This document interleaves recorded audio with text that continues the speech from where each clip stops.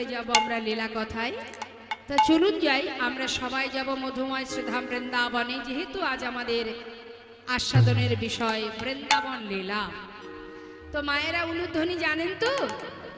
হ্যাঁ, উলুধ্বনি উলুধ্বনি একটু শোনান দেখি। হরি বল। আচ্ছা, সবাই কিন্তু উলুধ্বনি দিচ্ছেন না, মানে সবাই কি উলুধ্বনি নিয়ে আসেননি? বাড়িতে রাখা আছে নাকি? ওই একটা গল্প মনে পড়ে গেল, ছোট করে একটু বলি। এখন ওই কালকের ঘটনা। হ্যাঁ, এখন ব্রাহ্মণ ঠাকুর বাড়ি বাড়িতে পুজো করতে যায়। তো এখন লক্ষ্মী পূজার সমস্ত আয়োজন হয়েছে। শাশুড়ি মা বলছে, বৌমা কি বৌমা সবকিছু গুছিয়ে রেখেছি, আমি তাড়াতাড়ি করে একটু স্নানটা করে আসি, ব্রাহ্মণ ঠাকুর এলে ওনাকে একটু বসতে বলো, আমি যাব আর আসবো। ভালো কথা। এখন শাশুড়ি যেই না চলে গেল, সঙ্গে সঙ্গে ওই ব্রাহ্মণ এসে উপস্থিত। ঠাকুর মশাই যেই না ঢুকেছে, আসা মাত্রই ঠাকুর মশাইকে আসন পেতে বসতে দিলেন। এমন সময় ঠাকুর মশাই বললেন, দেখো মা, বুঝতেই তো পারছো আজকের মধ্যে সকলের বাড়িতে পূজা করতে যেতে হবে, বসলে কি আর হবে গো? এক কাজ করো, তোমার শাশুড়ি কোথায়? ঠাকুর মশাই, একটু বসুন মা, এক্ষুনি চলে আসবে। না না না না, বসলে হবে না, সব কিছু যখন দেখছি গোছানো আছে, তুমি একটু হাতে হাতে আমাকে দিয়ে দাও, আমি একটু পূজায় বসি, তারপরে তোমার মা যখন আসে আসো। ঠিক আছে, বসুন। ব্রাহ্মণ বসে গেছেন আসনে। আসনে পেতে বসে একটার পর একটা করে জিনিস চাইছে। প্রদীপটা দাও, বৌমা দিলেন। ধূপটা দাও, চালটা দাও, ফলটা দাও, হ্যাঁ, সিঁদুর দাও, ইত্যাদি ইত্যাদি একে একে সবই চাইলেন। এবার পূজা শুরু হলো, আরতি শুরু হয়ে গেল। আরতি যখন শুরু হলো, তখন মানে ব্রাহ্মণ ঠাকুর বলছে, বৌমা উলুধ্বনি দাও। যেই বলেছে উলুধ্বনি দাও, বৌমা বলছে, ঠাকুর মশাই আপনি একটু বসুন, আমি দেখছি মা তো সব কিছু এক জায়গায় রেখেছে, উলুধ্বনিটা কোথায় রাখো? তাড়াতাড়ি করে ঘরের মধ্যে গিয়ে এদিকে ওদিকে সেদিকে একোণে ওকোণে আলমারি বিছানা কোনো জায়গা বাদ দিল না, সব জায়গায় খুঁজলো, কিন্তু উলুধ্বনিটা কোথায় রেখেছে খুঁজে পাচ্ছে না। আর মনে মনে বিড়বিড় করে বলছে, মা সব কিছু গুছিয়ে রাখলো, উলুধ্বনিটা কোথায় রেখে গেল? খুঁজে পাচ্ছে না। ঠাকুর মশার এদিকে পূজা শেষ হতে চললো। যথাসময়ে শাশুড়ি স্নান করে ফিরেছে। স্নান করে আসা মাত্রই বৌমা হন্তদন্ত হয়ে বাইরে এসে বলছে, মা আপনি তো সব কিছু এক জায়গায় রেখেছেন, উলুধ্বনিটা কোথায় রেখে গেছেন বলুন তো? যেই না বলা, শাশুড়ি বলছে, হাই পোড়া কপাল আমার। বলি, বৌমা উলুধ্বনি কি আলাদা কোনো বস্তু যে সেটাকে গুছিয়ে রাখবো? এটা তো যার যার নিজেদের জিহ্বায় নিজেদের বদনে থাকে, সেটা জানতে শিখতে হয়। হরি বল, হরি বল।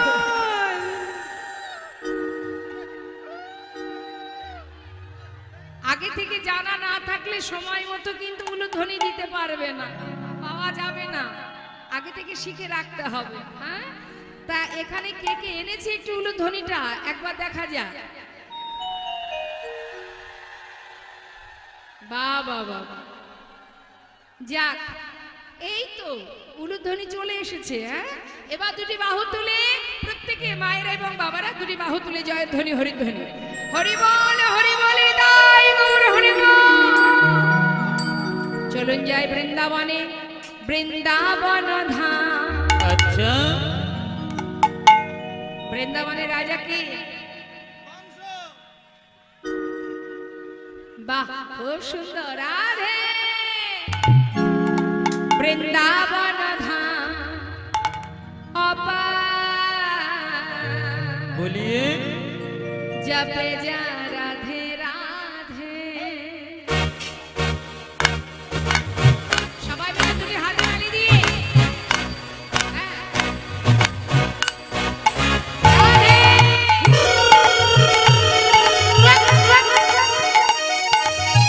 রাধা রানী কি জয়, বৃন্দাবন ধাম কি জয়।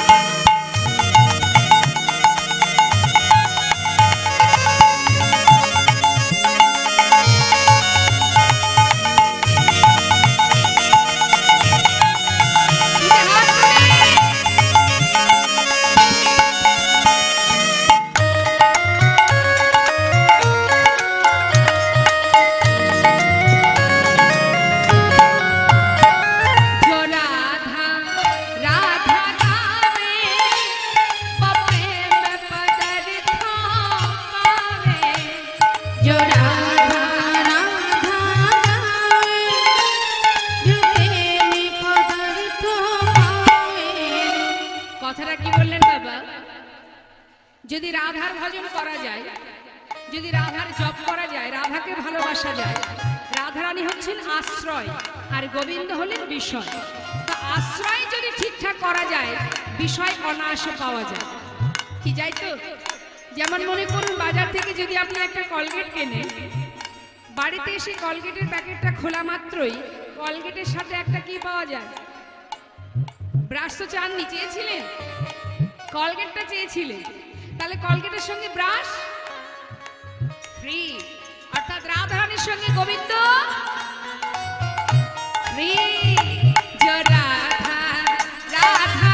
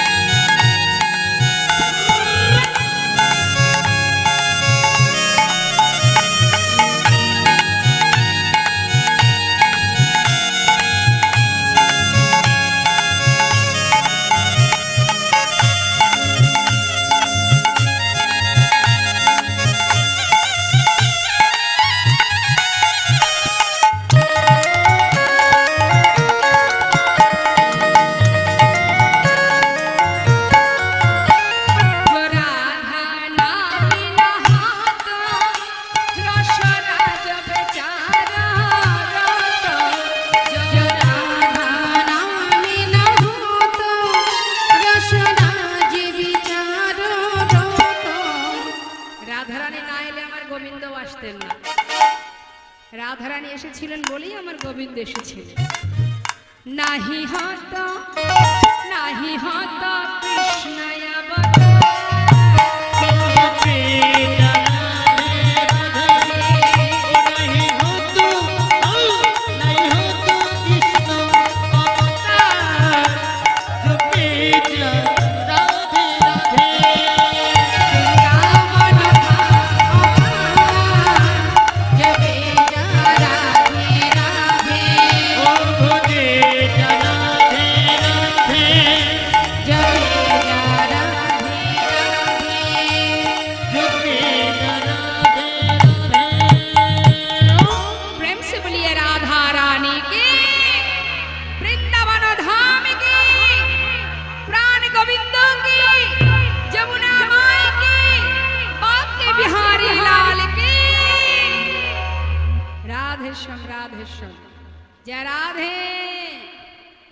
রাধে।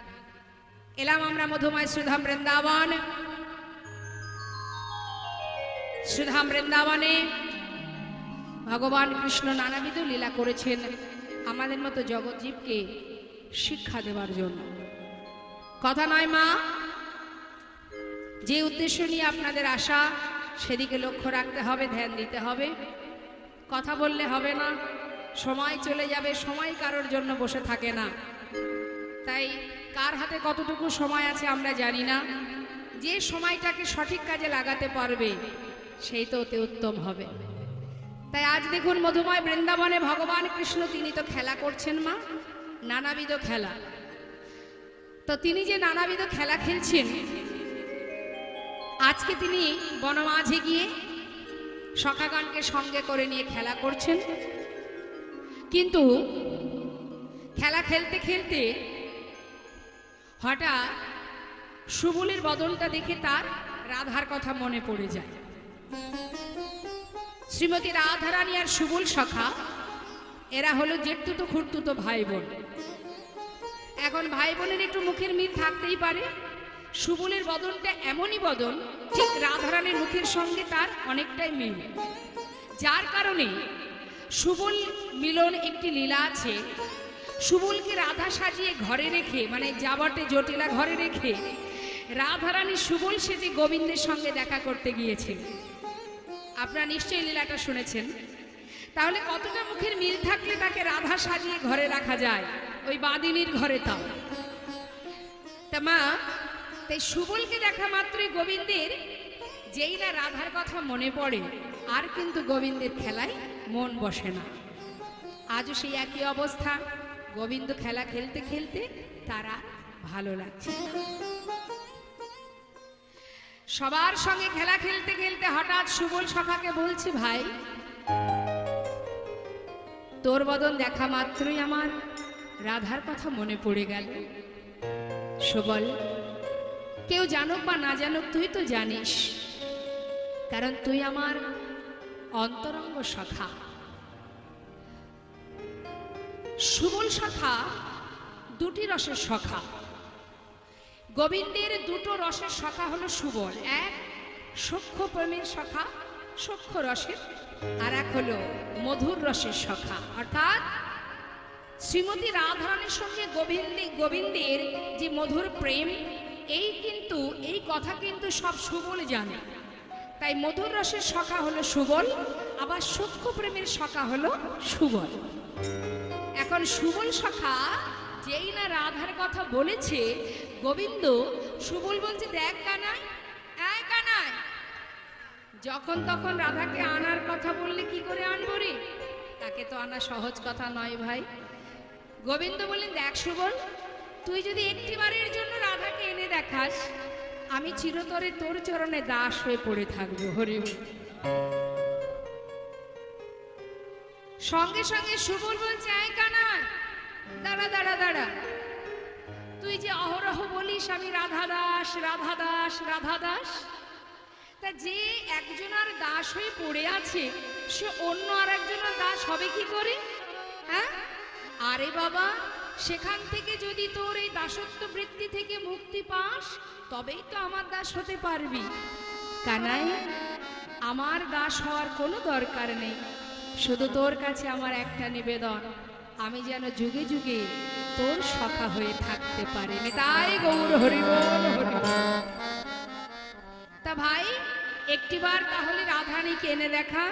সুবল বললেন, এক কাজ কর, আপাতত বাঁশিটা বাজিয়ে দে, রাধারানী শুনতে পাক, তারপরে চিন্তা পরে হবে।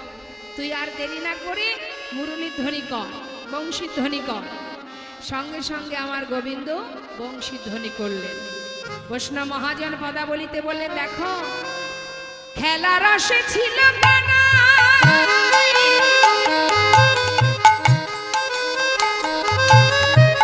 সুবলের রসনে, খেলাকালে রাধা বদন পড়ে গেল মনে। খেলা রসে ছিল কানা,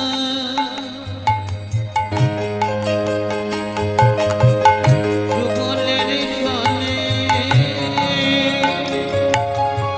খেলাকালে রাধা বদন পড়ে গেল মনে। আপনার ধেনু বৎস সঙ্গী গণে দিয়া, তখন আপনার ধনবৎস সঙ্গী গণে দিয়া, রাধা বলে বাজাই বাঁশি ত্রিভঙ্গ হইয়া, রাধা বলে বাজাই বাঁশি ত্রিভঙ্গ হইয়া। রাধা বলে বাজায় বাঁশি ত্রিভঙ্গ হইয়া। একবার দেখা দাও গো রাধে, একবার দেখা দাও গো রাধে, একবার দেখা দাও গো রাধে, একবার দেখা দাও গো রাধে, আর বিরহ সইতে নারে, একবার দেখা দাও গো রাধে, আর বিরহ সইতে নারে, বাঁশিতে ডাকিয়া বলে, আর বিরহ সইতে নারে, বাঁশিটি ডাকিয়া বলে, আর বিরহ সইতে নারে, একবার দেখা দাও গো রাধে। তখন রাধা বলে বাজায় বাঁশি ত্রিভঙ্গ হইয়া। রাধা বলে বাজায় বাঁশি ত্রিভঙ্গ হইয়া। গোবিন্দ আমার বাঁশি বাজালেন। ওমা, বাঁশি বাজে একই সুরে, যার যেমন কান সে তেমন শোনে। তা গোবিন্দ বাঁশি বাজাচ্ছেন রাধা বলে, আর এক একজন এক এক ভাবে শুনছে। তাহলে আসুন আমরা দেখি গোবিন্দের বাঁশির ধ্বনি কে কেমন ভাবে শুনছে। কি বলছে মহাজন? গোবিন্দ বাঁশি বাজাচ্ছেন আর মা কি শুনছে? মাতা যশোমতী শোনে। কি শুনছে? ননি দে মা ননি, নুনি দে মানুনি, আর নন্দয়ুপানন্দ শোনে। এই তো বাধায়ানি, এই তো বাধায়ানি। আবার সখাগণ শোনে বাঁশি, চলে গঠে যায়। আমাদের রাধা রানী শোনে বাঁশি, একবার ঘাটে এসোরা। ওই দেখো তাই গৌর হরিবল। শুনে বাসি একবার ঘাটে এসোরা। যার যেমন গান সে তেমনই শোনে। তার একটা সামাজিক দৃষ্টান্ত দিই মা। গাছে যে পাখি ডাকে, বলতে পারবেন কি বলে ডাকে পাখি? আপনারা জানেন কি বলে পাখি? পাখি পাখির ভাষায় ডাকে, তাই তো? এখন গাছতলা দিয়ে যাচ্ছে তিনজন বন্ধু, চারজন বন্ধু, আর গাছের পাখি তার মতো কিন্তু সে কথা বলছে। এখন এই যে চারজন বন্ধু কে কি করে? একজন করেন, এই চারজন কে কে শুনে নিন। একজন হলেন বৈষ্ণব, এই যে আমি বসলাম। আচ্ছা, একজন হলেন মুসলমান, আর একজন হলেন ব্যবসাদার, ব্যবসা করেন, আর একজন হলেন কুমোর। এই চারজন যাচ্ছে রাস্তা দিয়ে। গাছের পাখি গাছে ডাকছে বাবা, এটা একটা দৃষ্টান্ত। এই অর্থটা একটু পরে বোঝাবো। এখন যে ব্যবসাদার তিনি কিন্তু নানাবিধ সবজির ব্যবসা করে। এখন যে যে কর্ম করে, হ্যাঁ, সে ঠিক সেই মতোই শুনছে পাখির ডাক। কি শুনছে দেখুন। চারজনে বলা বলি করছে। এক বন্ধু বলছে, আরে ভাই, এই যে বলো তো গাছের পাখি কি বলছে? গাছের পাখি আর কি বলবে? গাছের পাখি বলছে হরে কৃষ্ণ রাধা। যেজন বৈষ্ণব, যেজন সাধু, তিনি বলছেন গাছের পাখি বলছে হরে কৃষ্ণ রাধা। তাই তো বলছে। আর একজন যে মুসলমান, সে বলছে আরে না না বন্ধু, হ্যাঁ, ওইসব কিচ্ছু বলেনি, তবে কি বলছে? বলছে আল্লাহ রসুল খোদা। কি বলে? এবং যিনি ব্যবসাদার, যিনি ব্যবসা করেন, তিনি বলছেন না রে, তুই ভুল বলছিস। কি বলছিস? পেঁয়াজ রসুন আদা। ভাবতে পারছেন মা? যার যেমন ভাব তার তেমন লাভ। এবার যে কুমোর, মানে যে মাটির পাত্র তৈরি করে, সে বলছে আরে না না, তোরা যা বলছিস একটাও ঠিক হচ্ছে না। আমি বলছি হ্যাঁ বল, কি হাড়ি বলছিস? কলসি নাদা। হাড়ি কলসি আর নাদা, হাড়ি কলসি নাদা। হরি বল। বাঁশি বাজে একই সুরে, যার যেমন গান সে তেমনই শোনে। এবার আমরা একটু জানবো মা, ভগবানের হাতের যে বাঁশি, এর সৃষ্টি তত্ত্বটা কিভাবে সৃষ্টি হয়েছে। আমরা তো সবাই দেখেছি গোবিন্দের হাতে বাঁশি আছে, তাই না? বাঁশির বাঁশি, সর্বনাশা বাঁশি, কুলনাশা বাঁশি, যে বাঁশি শুনলে জগতের জীব পাগল হয়ে যায়। হ্যাঁ, তাই সেই সর্বনাশা বাঁশির সৃষ্টি তত্ত্বটা একবার শুনে নিন। সত্যযুগে দেবগুরু বৃহস্পতি নিষ্কাম যজ্ঞ করেন। যখনই তিনি যজ্ঞ করলেন, ওই হোমানলের মধ্যে দিয়ে একটা 25 পর্বের বাঁশ সৃষ্টি হল। সেই 25 পর্বের বাঁশ কয়েকটি খণ্ডে বিভক্ত হলো এবং এক একটি খণ্ড এক এক দেবতার হাতে যন্ত্র তৈরি হলো। এবার আমরা জানবো কয়টি খণ্ডে কার কার হাতে যন্ত্র তৈরি হলো। বললেন নবমে বিষ্ণু সারিঙ্গী, বিষ্ণুর হাতে সারিঙ্গী হলো 9টি পর্বে। পঞ্চমে রামকদণ্ড, রামচন্দ্রের হাতের ধনুক হলো 5টি পর্বে। 9 5 কত হয় যোগ করবেন? সপ্তমী হরকামকর ভোলানাথের হাতে ধনুক হলো 7টি পর্বে। যোগ করুন, ত্রিপর্বে গান্ডীব অর্জুন, অর্জুনের গান্ডীব যে ধনুক সেটা হলো 3টি পর্বে। তার মানে কটা হলো? বাকি থাকলো কটা? 1টি পর্ব। সেই 1টি পর্ব বিশ্বকর্মা নিরজনে বসে ভগবান শ্রীকৃষ্ণের হাতের বাঁশি তৈরি করবে। হরি বল। সেই বাঁশি আজ বাজলো, যার উদ্দেশ্যে বাজলো, কে সে? রাধারানী। যার উদ্দেশ্যে বাজলো সে শুনল। সখীদের বলে উঠলেন, দেখ সখী, ওই দেখ কালার বাঁশি বাজে। সখী রে, সে কি জানে না আমি কেমন ঘরে বাস করি? বাদিনীর ঘরে আমার বাস। মন চাইলে আমি যেতে পারবো না তার কাছে। লাঞ্ছনা গঞ্জনার মধ্যে দিয়ে ওই কুলনাশা সর্বনাশা বাঁশির ধ্বনি আমাকে যে আকুল করে তোলে। বল সখী, আমি করব কি উপায়? আজ তোদের কাছে একটু বলি, শোন আমার মনের কথা। শ্রীমতী রাধারানী দুঃখ করছেন মা বাঁশি নিয়ে। বাঁশির প্রতি আক্ষেপ। কি দুঃখ? ও বাঁশি রে, বাঁশি রে, বাঁশি রে,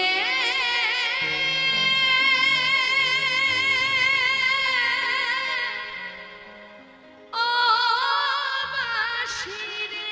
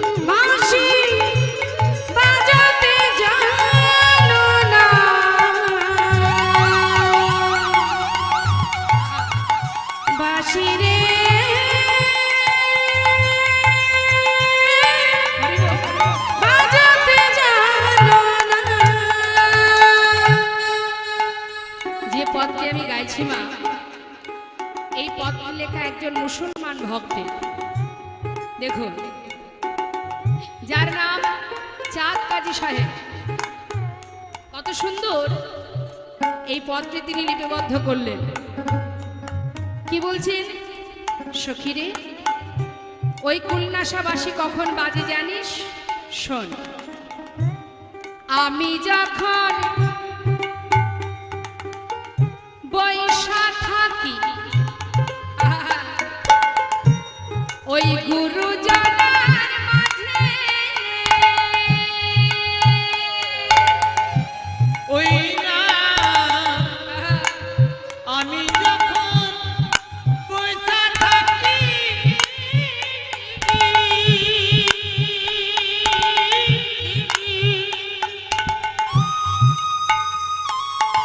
ওই গুরুজনার মাঝে বধূ তখন বাজায় বাঁশি, বধূ তখন বাজায় বাঁশি, ওই বধূ তখন বাজায় বাঁশি, বধূ তখন বাজায় বাঁশি। আমি রইতে নারী রে,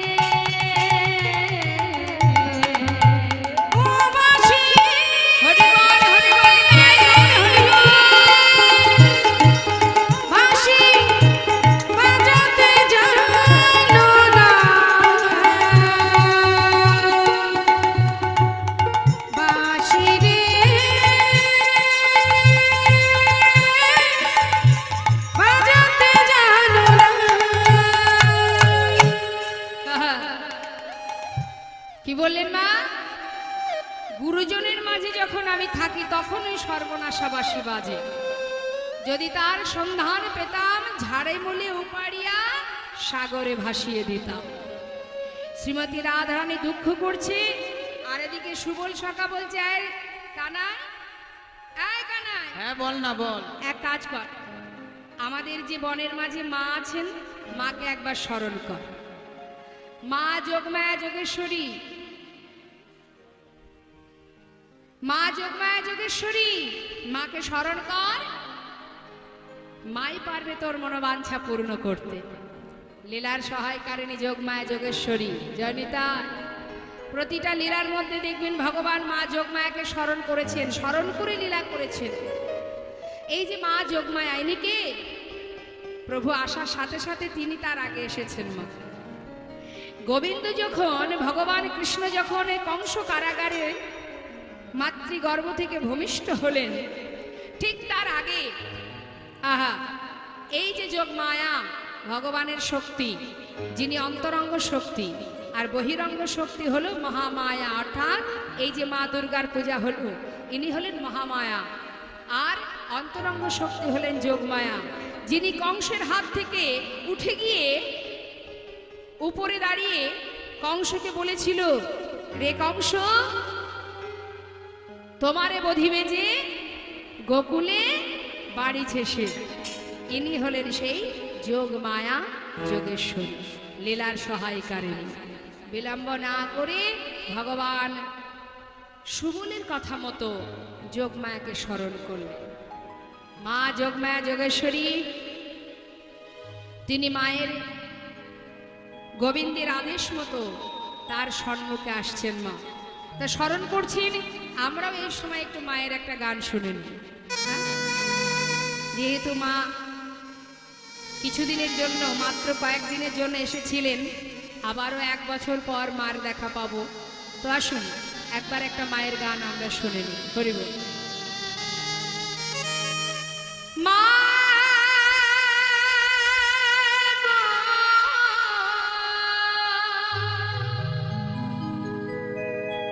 আমার মা